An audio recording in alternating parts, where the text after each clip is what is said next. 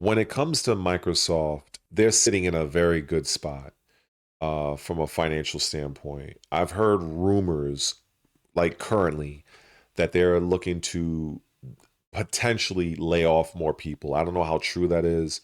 I guess I'll keep tabs on that story, but I'm not surprised because Microsoft as a company, they're in it to make money. They're in it to make a profit, and these companies, unfortunately, they do things that will get people to be upset with them. Microsoft right now, they've actually came out several months ago and said that their primary focus is AI and cloud. That's their primary focus. Well, actually, and also like the Xbox division. And a lot of the Xbox doomers, as I call them, that like to just say that Xbox is dead and this, that, and the other, a lot of them don't really understand how the industry works. They really don't. I Rodriguez. I guess I'll catch you when you come back. But yeah, so they don't really understand how the gaming industry really works. They don't understand. I've seen people say that Microsoft is doomed, Xbox is doomed. I've seen people that claim to be PlayStation content creators, but when especially on X, Twitter, and like 90% of their posts are all Microsoft and Xbox, and I'm like, it's just it's wild to me. I would say that I don't agree with everything that Microsoft does. One, I don't agree with their doubling and tripling down on AI, but unfortunately, this is where several industries are going. Um, I've been seeing many people taking issue with the use of AI in video games. Unfortunately, this is what's going to be the norm. It is what it is. I can remember being as old as I am. We used to have VHS. Then it turned. Then we had CDs. We had DVDs. We had Blu-rays. And now look. Now everything is digital. Like there are things that happen in technology, and it evolves, and the change, a lot of times people are not open to the change. They want to resist, but eventually the change will happen. And when you look at so many different products and services have these subscription services. I remember when it was only fucking Netflix. I remember it was like Netflix and Hulu. That was it. Now everybody has a subscriber service. Disney Plus, Paramount, Peacock. It's like, so when Phil Spencer took over the Xbox division and wanted to create the Netflix of video games, that was the smartest move that you could have done at that time. Because I've told people on X, and I've told people that would just they just basically talk shit about Microsoft all day, every day. Microsoft, or rather the Xbox brand, had no choice. And the way I break it down to people is like this. Back in the seventh generation, which is the Xbox 360 versus the PlayStation 3, the Xbox 360 sold approximately 84.7 million consoles. Now, it did release a year before PlayStation 3. It did do that. However, the thing to pay particularly close attention to is that both Sony and Nintendo, they have the entire Asian market, the entire Asian territory locked down. Asians in general are fiercely loyal to Sony and Nintendo. This is not my opinion. This is 1,000,000,000% a fact. When the original Xbox first came out, like the big VCR looking shit, people really did not like Microsoft entering the games industry. Microsoft back then and even today is the black sheep of the gaming industry. It has not changed. So the criticism back then with the original Xbox was all Xbox has is first-person shooters. All they have is Halo. I'm old enough to remember this, by the way. Now, when they came out with the Xbox 360, you notice how they went away from the big black box design to the off-white, slender, sleeker console that you can stand up vertically, which was a big thing in Asian territories. Because over here in America, we didn't really care about standing our fucking console up. We didn't really care about that. So what ends up happening here is Microsoft was attempting to curry favor with the Asian territories, Japan most notably at that time. And this is where, for the 360, which many believe, well, many say is the golden age of Microsoft, they had several different Japanese-based developed games. One of them was an amazing game called Lost Odyssey. That game was created by the creator of Final Fantasy, Hironobu Sakaguchi. So he was the one that left Squaresoft at the time and created his own company called Mistwalker Studios. I don't know if they're still in business, but they created Lost Odyssey as an Xbox 360 exclusive. And then you had another game called Blue Dragon, which was partly developed by, or at least the character design was from Akira Toriyama. And so right now I'm giving you guys the fucking history right now. I'm taking this opportunity to give history. So the 360, they bent over backwards for the Asian territories. Again, not my opinion, 1,000,000,000% fact. And what ends up happening is the Xbox 360 sold, I don't even know if they cracked over 100,000 units sold in Asian territories. I don't even think they did. So fast forward to the 8th generation, which is the Xbox One, Microsoft decided, look, there's no way we can gain a foothold in the Asian markets. It's just, we can't do it. They're too loyal to Sony and Nintendo. No, there's literally nothing we can do. So Microsoft was like, you know what? We're going to just double down on our existing markets that are working, which is the United States, the United Kingdom, like Europe, and maybe Canada and everywhere else, but maybe Korea, Japan, all the Asian markets. They literally classify the Asian territories as tier 2 territories. This is why for the Xbox One, it debuted in 13 territories. This is a fact. This is not my opinion. The PlayStation 4 released in over 50 territories.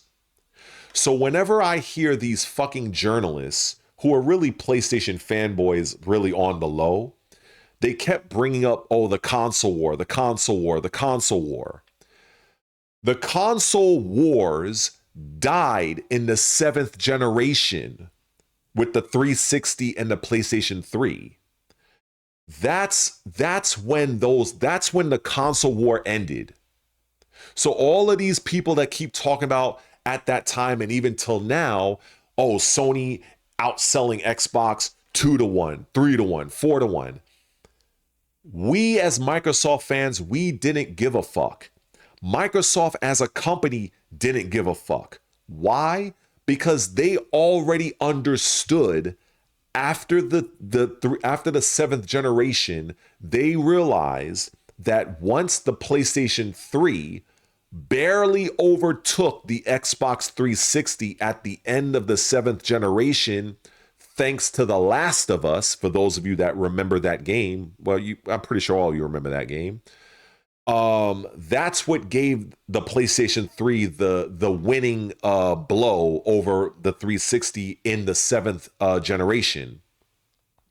So to get back to the Xbox One versus the PS4, this is where Microsoft decided to change their strategy, because they knew no matter what they do, they will never outsell a Nintendo or a Sony console. They basically, at the beginning of the 8th generation, you might as well say they already conceded that generation. They didn't care. It was, and this is what you are. I challenge anybody to find a content creator that will break this down the way I do. Link them in my fucking description, because I do not see anybody able to recite this part of gaming history. I don't. Because the fact of the matter is that Microsoft, with the Xbox brand, they had no choice but to change the Xbox brand. Now, at that time, you had an idiot named, what's his name? Don Matrick, that was leading Xbox at that time.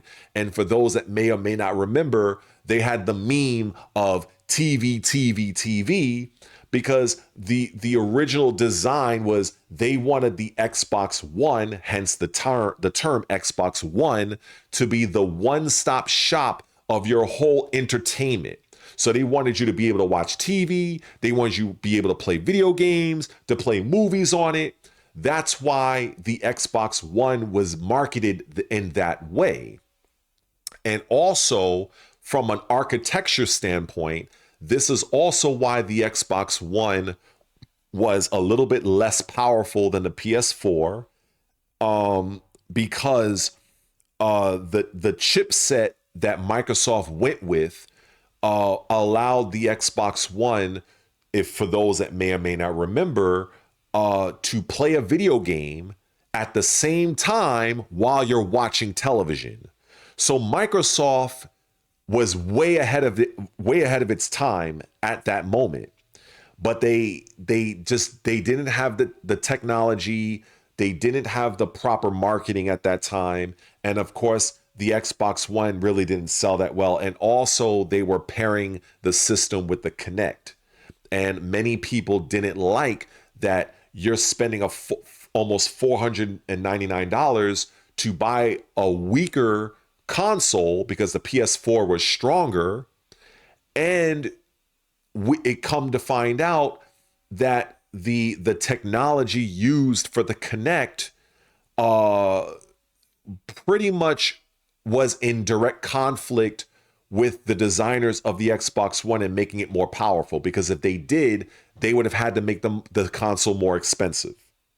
So they had to make that sacrifice because they wanted to push the Kinect, which was another device that I feel was ahead of its time, but Microsoft did not know how to properly market it, and they did not have the proper games to take full advantage of the Kinect. So many people just saw it as like a pointless fucking thing that they didn't want. So that's basically what ended up happening. During that E3 conference between Sony and Microsoft, Sony purposely undercut Microsoft at that time, because at the time, Sony was going to include a peripheral device similar to the Kinect, and Sony was going to have the PlayStation 4 at $499, the same price as the Xbox One. But once Sony saw the reception that Microsoft was having, because they held their show first at that time, Sony called an audible and made several changes on the fly, but did not make it public as to not tip off Microsoft of what they were doing. So Sony was very crafty and very sneaky with their shit. So not only did Sony reduce the price of the PlayStation 4 by $100, but they also cut out whatever peripheral that they were going to add. So now you have a situation where you have a more powerful console that is sold at $100 less. So it did not surprise me that the PlayStation 4 absolutely destroyed the Xbox One in sales. But then again, as I said, Microsoft was no longer in the console war business after the 360. So, what's up, Dylan? So that's what happened with that. Now, this brings us to the Xbox One X and the PS4 Pro. Now, I'm going to tell people, those of you that's in the live right now, and those of you that will watch this after the fact, many people don't understand the true purpose of the PS4 Pro and the Xbox One X, and you're gonna hear it here. This is something you've never heard before. The main reason why those two systems, even the mid-gen refresh, the reason why those systems existed was to give console players the experience of 4K gaming for the very first time. That's why. PC has always been ahead of console. But another factor was, in the United States, I can't speak about other countries, but during that time, that year, many people did not have a 4K television. I remember that there was a report across the United States that the installed base of people that had and owned a 4K TV was very low. So think about it this way. If you are Sony and Microsoft and you have the intent on releasing a 4K console, which would basically become the Series X and the PS5, but what's the point of having a 4K console if the vast majority of the United States were still using 1080p televisions? So what Sony and Microsoft decided to do was they decided to create a mid-gen up refresh with the Xbox One X and the PS4 Pro, with the sole purpose of getting people to adopt 4K televisions. That's why later on, across the United States, 4K television adoption increased exponentially. Because you have to bear in mind, it's all a business. You don't think the television manufacturers don't have some kind of connections with consoles? I mean, what are you going to play your fucking PlayStation on? You know, you sure you could play it on a monitor. You could do that, but also the monitors too.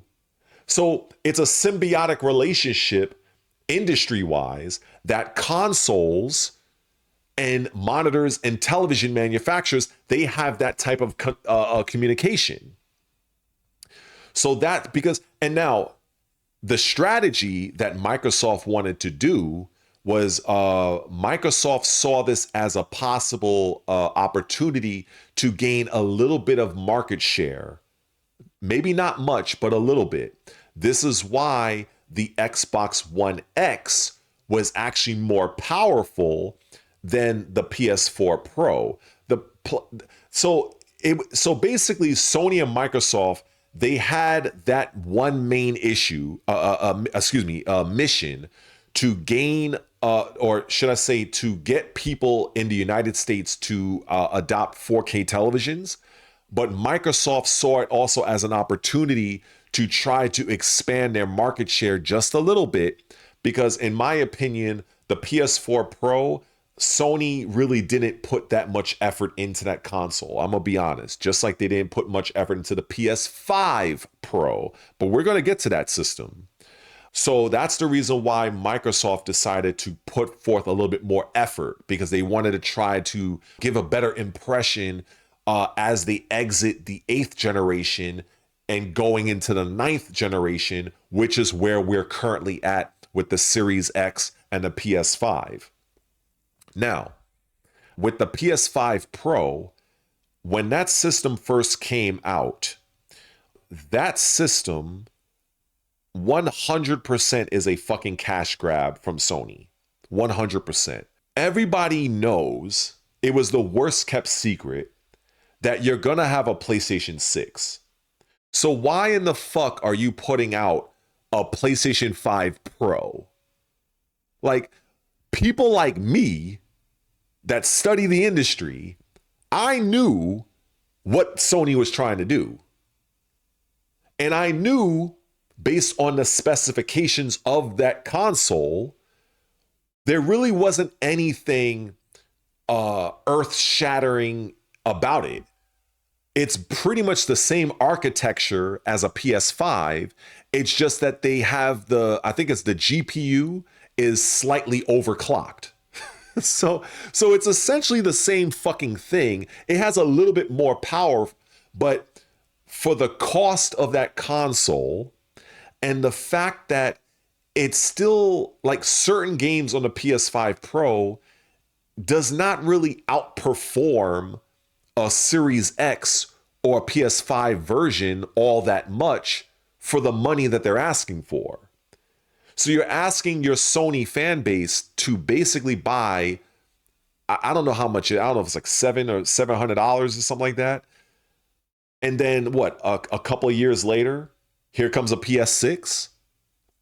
So this is why I'm glad that Microsoft didn't follow suit, because Microsoft understood that the main point, the main purpose of that mid-gen upgrade system-wise was to get people to buy and adopt 4K televisions.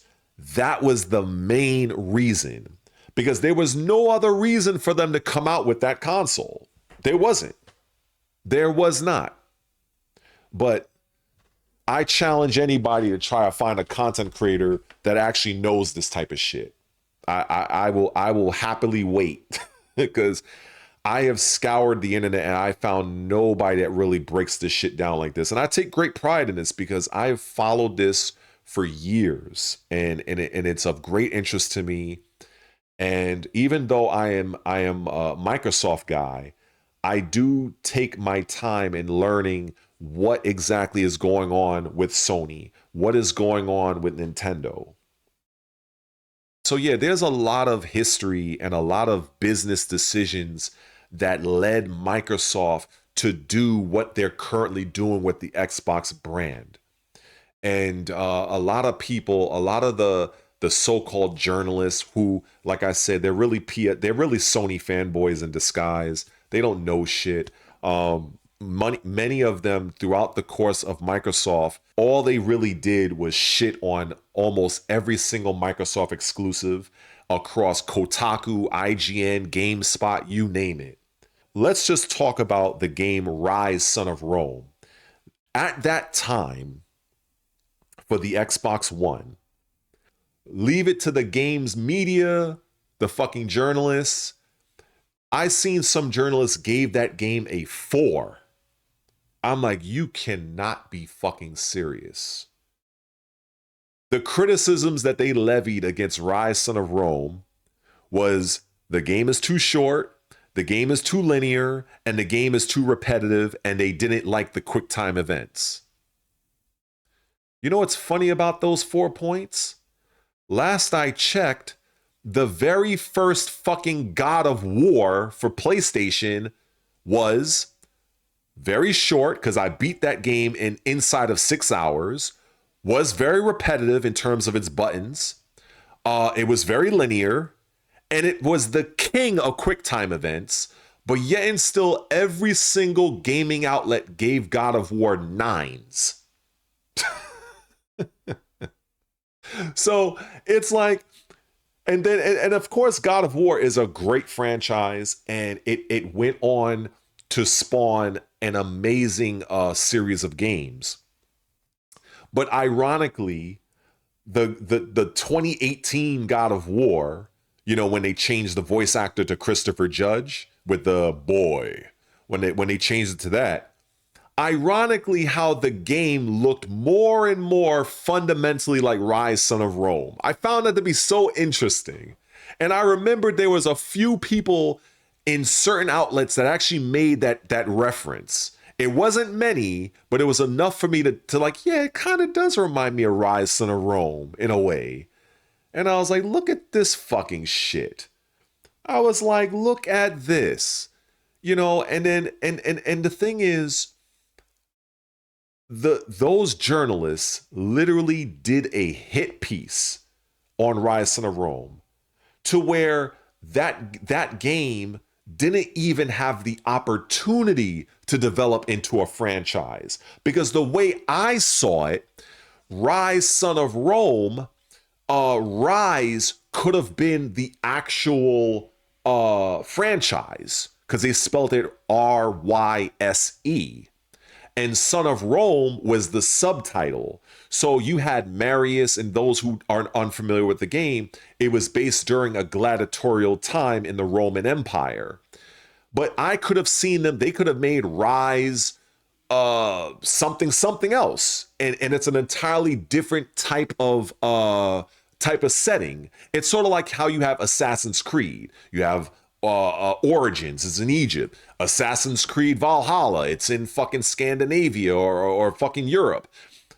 But the fact that those journalists and all of those fucks that were behind basically killed that game, and it never had the same opportunity to develop into a franchise the way God of War did. And I never fucking forgot that. Never forgot that. And then the same thing when I looked at another game, which was a fucking amazing game called Quantum Break.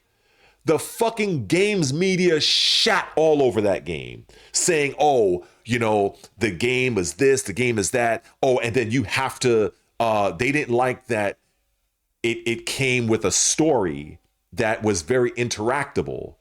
But what I found so interesting is that the way they kept describing the game, it was as if it was like, oh, you had to install the side story in order to play the game, which was absolute bullshit, because it was an option.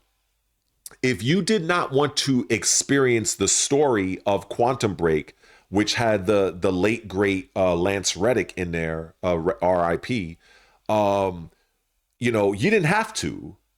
But did they say that in fucking IGN and all? No, they didn't fucking do that. They gave that game 6s and 7s. And I'm like, are you fucking serious? So from the very beginning, not only did Microsoft decide to no longer engage in console war-like activity with Sony and Nintendo because of what happened with the 360 era, but you as a games journalist who should be at least neutral in your reporting, they 100%, 100 fucking percent, they were very biased against Microsoft, especially their exclusives. And I've seen it with my own eyes. I've read it with my own eyes. And it was the most disgusting bit of journalism, I put in air quotes, I've ever seen. It was deplorable. And I'll never forget it. Never. And it really upsets me. Even though I am not a fan of Nintendo, my issues with Nintendo really stem with the company, not really their games. I'm not a fan of the company of Nintendo. Like, I think they're fucking scum as far as I'm concerned. I think they just nickel and dime their audience, their business, I guess you could say their fan base. They nickel and dime them. They keep coming out with these bullshit, anemically low-powered consoles. They charge a fucking premium rate while giving you a shit console, and then, like, and not to mention these absurd end-user license agreements that you have to agree to before you even play your Switch 2. Believe me, I can go on and on about how I say fuck Nintendo from a company standpoint, but I do respect the developers that bust their ass and they make quality games. But the company itself, they can go fuck themselves, as far as I'm concerned. I have more respect for Sony than I'll ever have for Nintendo. I'm just not a fan of how Nintendo as a company treats their fan base. I'm just not a fan of it. I think it's scummy. I think they do I will say they do the bare minimum because they know their fan base is so fiercely loyal, and I'll even say a bit naive, that Nintendo fans will literally buy anything. And the Nintendo company knows that. They overcharge for accessories. They give weak consoles. Their accessories are very flimsy and subject to break. They have a very anemic level internet in terms of what they offer digitally, in terms of like their online capabilities. It's very archaic. I mean, I can go on and on.